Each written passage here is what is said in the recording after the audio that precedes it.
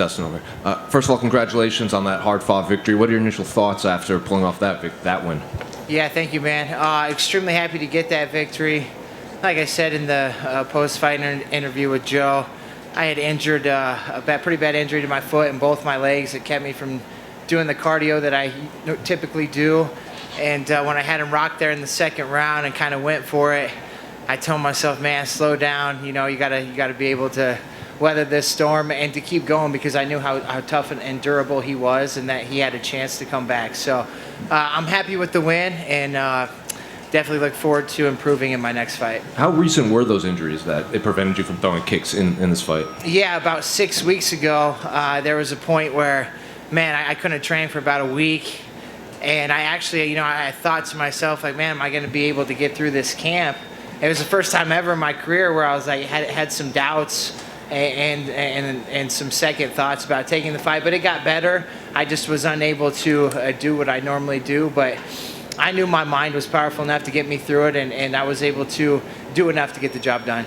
And you mentioned kind of coming out hot in round two. I think a lot of people online in the broadcast were saying, like, they think you were down after the first round and then you came out hot. So what did your coaches tell you, and what adjustments did you make right after that? Yeah, so, coach was just saying, hey, take a deep breath, tell me what you see.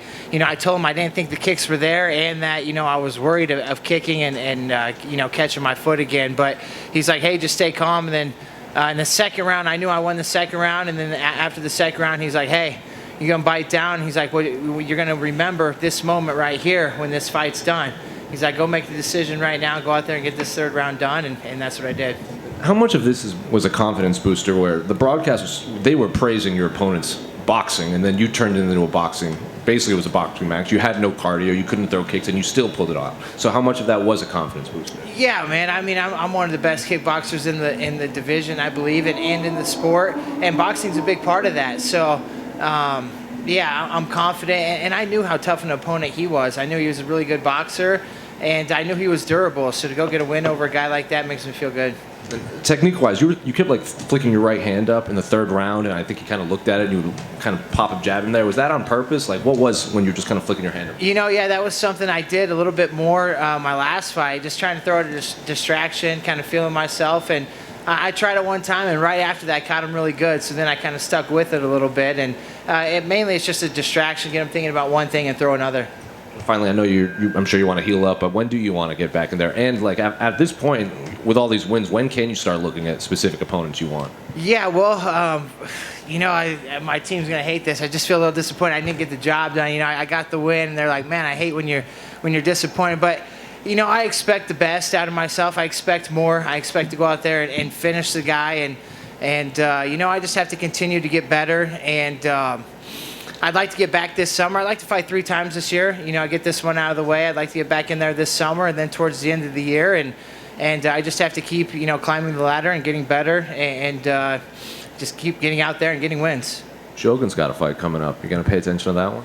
Yeah, for sure. I'd love that fight, man. That would be just incredible opportunity and a good opportunity to catapult my career. With that injury 6 weeks out, at any point is the team sort of saying, Dustin, do you really want to go through this? Or do they just put it on you and say, if you're ready to go, we'll do what we need to do to get you there? Yeah, they trust in me. They see me every day. So I had a couple buddies be like, hey, man, I mean, do you need the money? I'm like, no. He's like, well, you should think about it. I was like, well, we got plenty of time. I was like, we got plenty of time to just weather the storm and, let me see how, the next week goes. Like I said, there was like 5 days I couldn't train and got back in there, had to tape it up to get through training. But, I'm a veteran. Half of the battle is just getting through it mentally. And I think, my mind's very strong at this point in my career, so I knew I'd be good to go.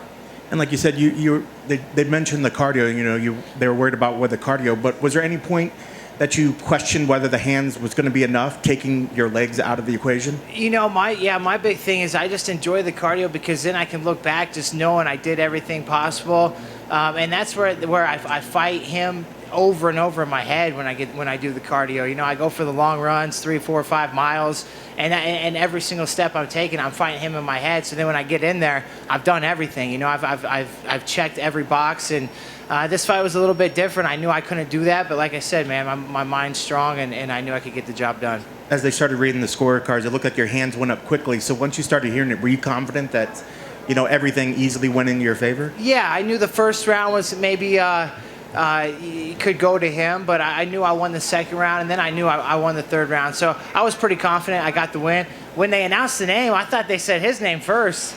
I was like, wait a sec, but then people were cheering, and he raised my hand. I'm like, okay, maybe I did win. So I didn't clearly hear it, but yeah, I was confident that I did enough to get the win. And now the meeting is just to give yourself enough time. You're not going to rush back just to make sure that you're 100% healed up. And yeah, I just need to heal up, take care of these both my feet, my legs, and excuse me, I was chugging. I was leaking quite a bit, so I chugged a body armor, and things get me. But yeah, man, I just got to heal up, and then I'll be back in the gym helping my teammates. I'll be back here next week with Cody Brundage. He's got a big fight next weekend at the Apex that we've been preparing for, and it's time for him to go out there and get the victory. And lastly, how did it feel to start the night out there in the T-Mobile? I know a lot of these events are stuck at the Apex, but how did it feel to kind of start the night off here with the big arena? Oh, it was awesome, man. I had close to 80 to 100 family and friends that were in that arena, and I could hear them yelling from the weigh-ins to tonight. So super cool. It was back-to-back. I got a fight, my last fight, Madison Square Garden with fans, this fight T-Mobile with fans. So it's awesome that things are getting back to normal, and the fans make it, man. They give me the energy to get the job done. Congrats on the victory. Thank you, man. Hey, Dustin, back here. So coming up this summer, it's going to be a couple years that you've been in the big show with the UFC. What parts of your game as a martial artist are you most proud of that you've grown in these last 2 years? Yeah, I think just, again, the experience is a big factor, but just getting comfortable with MMA again, getting comfortable with the takedowns. I got a nice takedown on him.